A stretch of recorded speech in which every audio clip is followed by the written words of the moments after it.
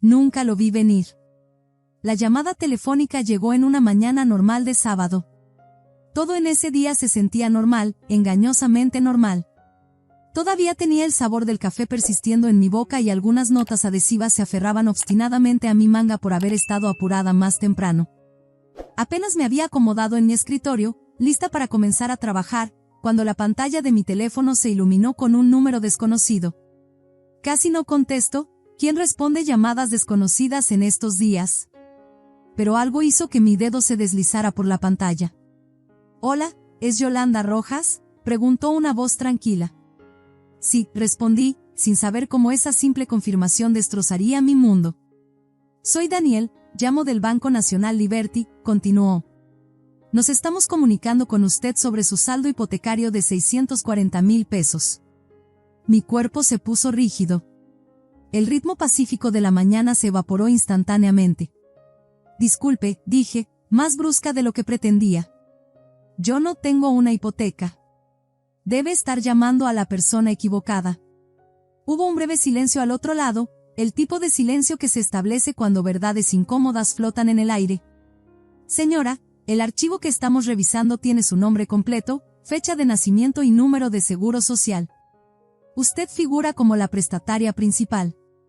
El préstamo se abrió hace 4 años. Hace 4 años. Mi corazón no solo se saltó un latido, pareció detenerse por completo. Ese fue el año en que mi hermana menor, Fernanda, había comenzado a hablar sobre comprar una casa. Recordé su entusiasmo mientras pasaba por fotos de casas en Paintes durante la cena. Había dicho que iba a ser su nuevo comienzo, algo lo suficientemente grande para una familia futura. Hacía bromas sobre los puntajes crediticios como si no importaran. Mamá solo sonreía y decía, «Ya encontraremos una solución. La familia siempre encuentra una manera». Pero no así. No usando mi nombre. De alguna manera, me mantuve lo suficientemente calmada para agradecer a Daniel y terminar la llamada. Luego me quedé sentada allí, congelada, mirando a la nada. El suave zumbido del ventilador de mi laptop era el único sonido en la habitación. Mis manos se sentían sudorosas. Mi boca se había secado por completo. Seguía diciéndome que esto tenía que ser un error.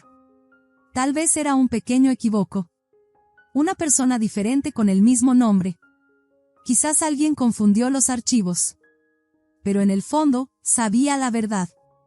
Algo no se sentía bien. Me levanté y fui a mi habitación.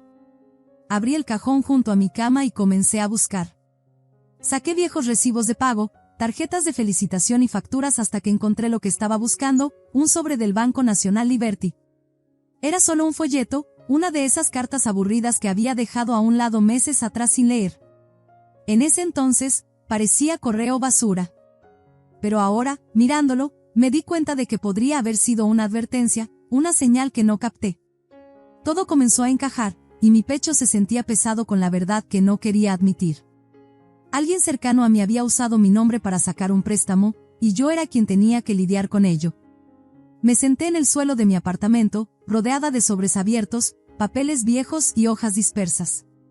Sentía como si estuviera mirando los pedazos rotos de mi vida.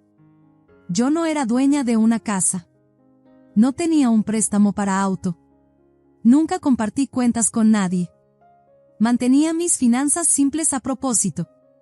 Pero ahora, de alguna manera, estaba enterrada en 600,000 pesos de deuda. Y no era solo un extraño detrás de esto. Solo podía pensar en un grupo de personas que tenían toda mi información personal, mi nombre completo, número de seguro social e incluso mi firma. Les había dado esas cosas yo misma a lo largo de los años, ayudando con formularios escolares, visitas al médico y abriendo cuentas bancarias. Nunca lo pensé 2 veces en ese entonces. Era mi familia. Ese pensamiento me golpeó como un viento frío. No quería creerlo, pero algunas traiciones no son ruidosas ni dramáticas. No llegan estrepitosamente. En cambio, se deslizan silenciosamente, cerrando la puerta detrás de ellas mientras no estás mirando. No dormí nada esa noche. Solo estaba acostada en la cama, mirando al techo, repasando la misma pregunta una y otra vez. Si me hubieran pedido ayuda, ¿habría dicho que sí? Honestamente, no creo que lo hubiera hecho. Pero ese ni siquiera era el punto. El verdadero dolor vino de saber que nunca preguntaron. Simplemente tomaron. Para cuando salió el sol, ya no podía fingir que era un error. Todo encajaba. El tiempo, el papeleo, el silencio. Fernanda, mi hermana menor, había estado hablando de su casa de ensueño poco antes de que se tomara el préstamo. Describió un gran porche, un sótano acogedor y habitaciones adicionales para lo que el futuro pudiera traer. En ese entonces, estaba sin trabajo. Su crédito era terrible. Pero mamá había sonreído y dicho, no te preocupes, Yolanda siempre encuentra una manera. Ahora sabía lo que quería decir. Yo era la manera. Fui a mi archivador y comencé a excavar. No había abierto esos cajones en años. Dentro encontré viejos formularios de impuestos, copias de mi tarjeta de seguro social, documentación de seguros, cosas que había ayudado a mamá a firmar cuando tuvo cirugía. Y ahí estaba, con mi propia letra. Todas las herramientas que alguien necesitaría para pretender ser yo. Se lo había dado todo lentamente, con confianza, porque yo era en quien siempre contaban. Yo era la buena hija, la tranquila, la que arreglaba problemas en lugar de causarlos. Mamá solía decirlo como si fuera un cumplido. Yolanda no necesita ayuda. Es fuerte. Ella resuelve las cosas. Ese era el intercambio. Fernanda obtenía segundas oportunidades. Yo obtenía silencio. Cuando Fernanda olvidaba limpiar, era, solo está pasando por una fase. Si yo olvidaba algo, era, debería saberlo mejor, Yolanda. Cuando chocó su auto, papá dijo, para eso es el seguro. Pero si yo me equivocaba, no había margen de error. Ahora veía la verdad, y dolía más que la deuda. Cuando era más joven, una vez le pregunté a mamá si podía tener una laptop de segunda mano para la escuela. Ella no gritó ni dijo que no de manera dura. Simplemente me recordó que no estamos hechos de dinero. No era que mi familia me odiara. En cierto modo, eso habría sido más fácil de manejar. La verdad era que no me veían como alguien que pudiera ser lastimada. Creo que creían que yo era demasiado fuerte para quebrarme. Tal vez por eso pensaron que estaba bien usar mi nombre, mi crédito y mi identidad para sacar un préstamo enorme. Tal vez creían que podría manejarlo si las cosas salían mal. Pero algo dentro de mí había cambiado. No era ira. No era venganza. Era algo más claro que eso. Finalmente vi todo por lo que realmente era. Abrí mi laptop y llamé al banco, les pedí que me enviaran todos los documentos del préstamo que tenían. La mujer al teléfono fue amable y profesional. No tenía idea de que el archivo que envió cambiaría todo para mí. Cuando llegó el correo electrónico, abrí el PDF. Miré fijamente las páginas en mi pantalla. Ahí estaba, mi nombre completo, mi cumpleaños, mis datos personales e incluso mi firma. Pero algo no estaba bien. No era mi firma. Se veía casi exactamente como la mía. Quien la escribió claramente había practicado. Tal vez la calcó. Tal vez la copió una y otra vez, pero no pudieron copiar las pequeñas cosas. La forma en que siempre hacía una pausa ligera al escribir la letra y, o la forma en que la R en roja se inclinaba ligeramente hacia arriba. Esta firma era suave y confiada. La mía siempre había sido más cuidadosa, más insegura. Mirarla se sentía extraño, como si estuviera mirando una versión de mí misma que no reconocía. Era lo suficientemente parecida para engañar al banco, lo suficientemente parecida para pasar los controles legales, pero no me engañaba a mí. Sabía quién la había escrito. Sabía que tenía que ser Fernanda. Pero no la llamé. No envié un mensaje a mis padres. No les pregunté por qué o cómo pudieron hacerme esto. No grité ni lloré ni supliqué. Simplemente comencé a recopilar evidencia. Revisé todo lo que tenía. Viejos formularios de impuestos, formularios médicos, documentación de préstamos estudiantiles que había cofirmado cuando papá perdió su trabajo. Abrí cada carpeta que había guardado durante los últimos 11 años. Y ahí estaban, tantos formularios con mi firma. Les había ayudado una y otra vez sin pensar nunca que sería utilizada de esta manera. Imprimí copias de todo, mis informes de crédito, verificaciones de identidad y una lista completa de cuentas abiertas bajo mi nombre.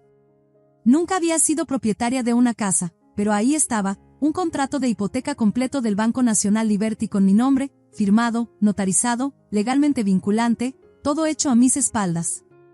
Durante días, mantuve todo en mi mesa de cocina, ordenado en pulcras pilas.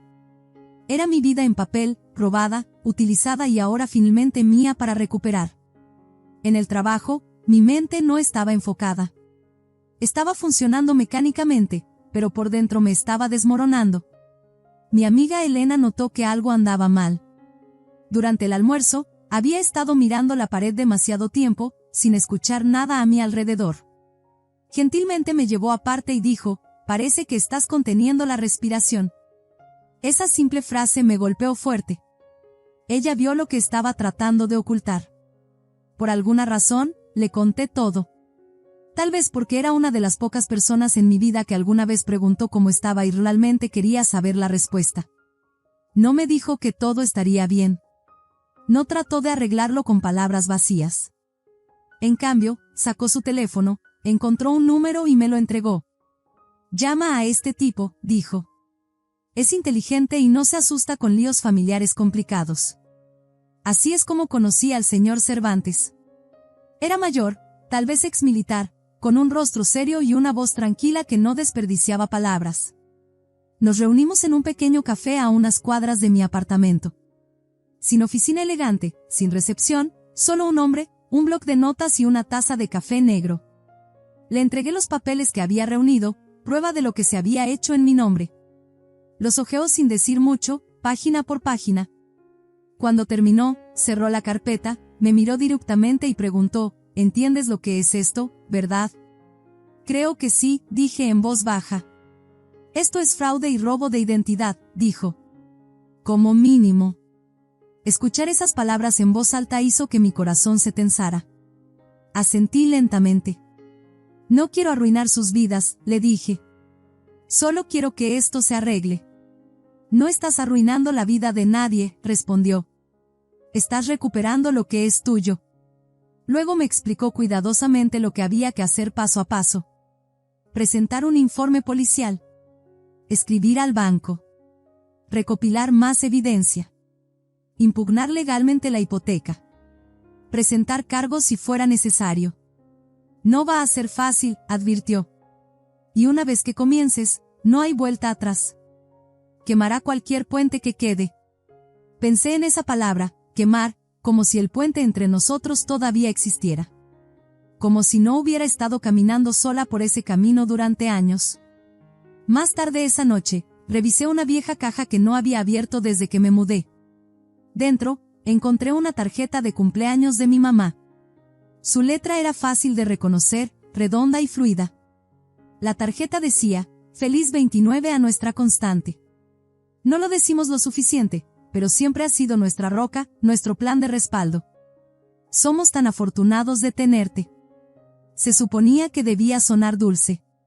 Lo entiendo ahora. Pero todo lo que podía sentir era la verdad detrás de ello. Siempre me habían visto como la fuerte, la que no diría que no. Callada, confiable, el plan que usaban cuando el suyo se desmoronaba. Pero ya no iba a ser su plan. Ya había terminado. El jueves llegó rápidamente. Demasiado rápido. Estaba parada afuera de la casa de mis padres, la de las contraventanas blancas y el camino de entrada agrietado. Sostenía una carpeta en mi bolso tan fuertemente que parecía que podría quemar el cuero. No había hablado con ellos en toda la semana. No desde que obtuve los papeles del préstamo. No desde que me senté en la oficina del señor Cervantes y me di cuenta de que esto no era solo un error familiar. Era un delito. Aún así, llamé a la puerta. La puerta se abrió de inmediato. Mi madre sonrió ampliamente y dijo, «Yolanda, cariño». Estaba a punto de sacar el asado del horno. Como si todo fuera normal, como si nada hubiera pasado. Entré. La casa olía a limpiador de limón y cebollas como siempre lo hacía. Fernanda, mi hermana, estaba acurrucada en el sofá con su teléfono. Una copa de vino vacía estaba a su lado. Mi papá estaba en su sillón reclinable viendo fútbol, tranquilo y relajado. Nadie me miró por mucho tiempo. Era como si no supieran o no les importara lo que había descubierto. Me mantuve callada durante la cena. Teníamos carne asada, arroz y frijoles con demasiado ajo. Mi mamá hablaba de cosas pequeñas. Fernanda se quejaba de las reglas de su vecindario. Papá gruñía ante la televisión. Yo esperé. Después de que se retiraron los platos, finalmente hablé. Oye, una pregunta rápida, dije. 3 cabezas se volvieron hacia mí. Se veían tranquilos. Sin estrés, solo esperando una de mis preguntas habituales. Tal vez sobre un auto o facturas. ¿Alguien sabe algo sobre una hipoteca con mi nombre? Silencio. El tipo de silencio que hace que la habitación se sienta pesada. Los hombros de Fernanda se tensaron. La sonrisa de mi mamá se congeló. Mi papá se aclaró la garganta. No me moví. No desvié la mirada. Esperé. Finalmente, mi mamá habló suavemente como si solo estuviéramos hablando de una pequeña factura. Oh, cariño. Eso es solo un papeleo. Fernanda necesitaba ayuda para calificar. Tú no estás pagando nada en realidad. Es familia, agregó Fernanda sin levantar la vista de la mesa. Tú tienes buen crédito. Yo no. No es justo si no quieres ayudar. No es justo. Como si yo estuviera siendo mala por preguntar. Como si no hubieran hecho nada malo. Como si esto fuera normal. Los miré. La mujer que me crió. La hermana a la que solía proteger cuando tenía pesadillas. El padre que una vez me dijo que yo era su calma durante tiempos difíciles. Y lo vi claramente. No pensaban que lo que hicieron estaba mal. Pensaban que era lo esperado. Creían que yo debía ser quien llevara el peso. En silencio, asentí una vez lentamente, mi voz tranquila. Gracias por explicar. Fernanda se relajó y volvió a su teléfono. Mi papá alcanzó el control remoto de la televisión. Mi mamá parecía estar finalmente en paz, como si el problema hubiera sido manejado. Pero ninguno de ellos vio lo que realmente había cambiado. No sabían que me habían perdido. Seguía siendo la misma Yolanda, todavía callada, todavía la que no causaba problemas. No había ido a casa de mis padres para pelear. Fui a escuchar, a darles una oportunidad de decir la verdad. Pero en cambio, usaron esa oportunidad para explicar por qué lo que hicieron estaba bien. No dijeron lo siento. Solo dieron excusas.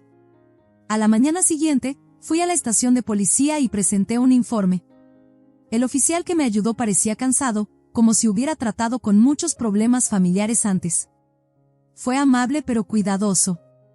Cuando le entregué la carpeta que el señor Cervantes me ayudó a armar, la leyó lentamente. Con cada página, su rostro se volvía más serio. ¿Estás segura de que quieres seguir adelante con esto?, preguntó, no porque no me creyera, sino porque sabía que sería difícil. Si no lo hago, dije, simplemente seguirán haciéndolo.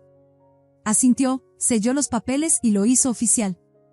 Esa tarde, fui a la oficina de correos y envié una carta certificada al Banco Nacional Liberty. Dentro, incluye el informe policial, una carta formal para disputar el préstamo y copias de mi identificación. Vi al trabajador postal deslizar el sobre en la bandeja como si no fuera nada. Pero para mí, lo era todo. Fue el momento en que tracé una línea, en silencio, pero claramente. No llamé a mi familia. No envié una advertencia. Sin gritos, sin drama, solo silencio. Pasaron 4 días, luego 5, luego una semana completa. Sin llamadas, sin mensajes de texto, solo la pesada sensación de esperar, esperar a que alguien se diera cuenta, esperar las consecuencias. Llegó un martes por la noche, justo después del atardecer. Hubo un golpe en mi puerta.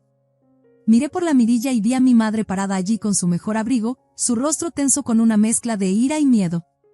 Abrí la puerta, pero no la invité a entrar. Ella no esperó. Dio un paso adelante y siseó, ¿cómo pudiste? ¿Cómo te atreves a ir a la policía? Su voz era aguda, pero podía escuchar algo más debajo. Pánico.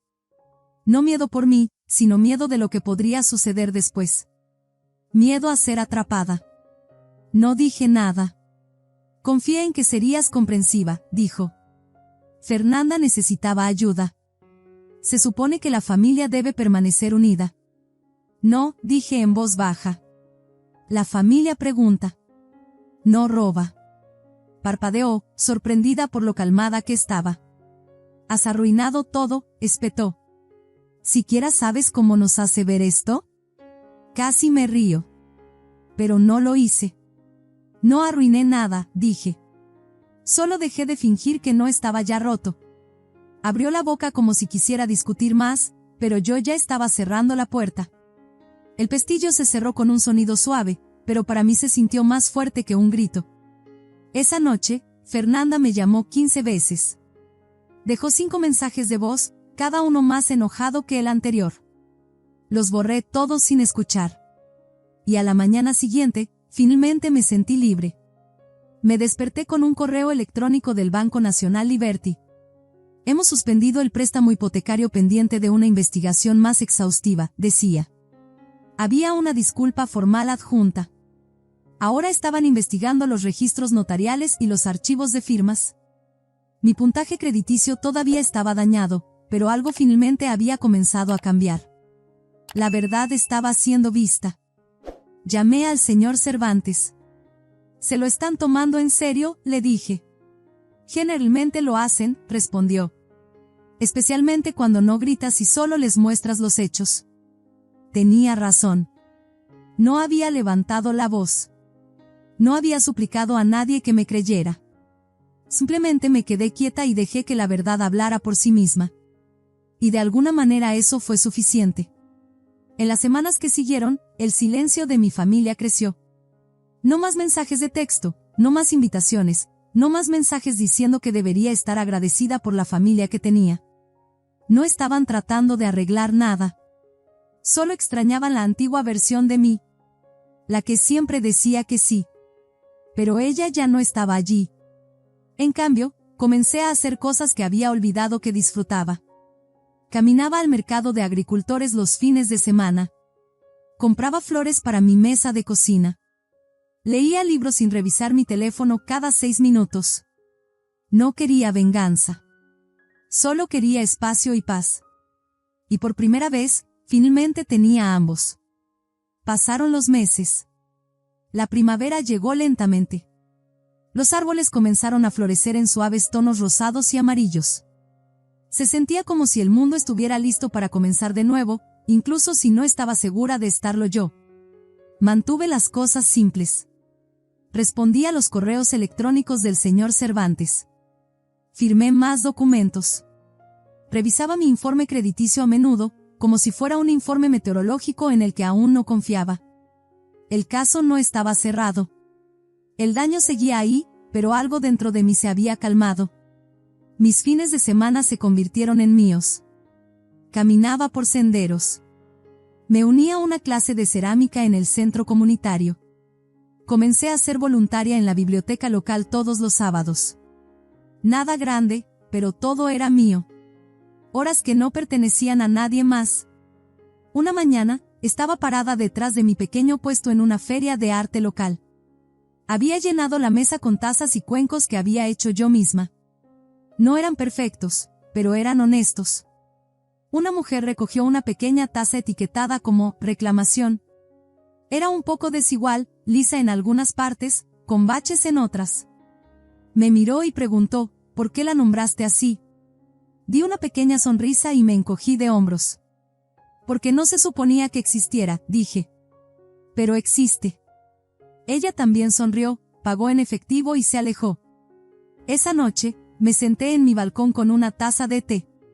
Por primera vez en años, el silencio a mi alrededor se sentía pacífico. No el silencio de ser olvidada, sino el silencio de ser libre. Y fue entonces cuando los vi, mi madre, mi padre y Fernanda.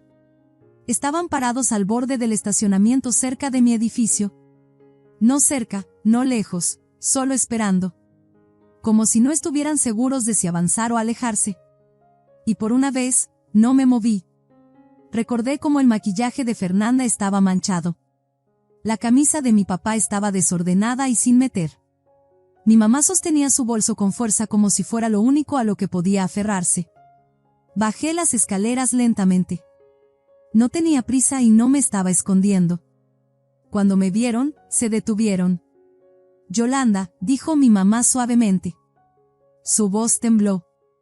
Cometimos errores, pero seguimos siendo familia. Fernanda dio un paso más cerca.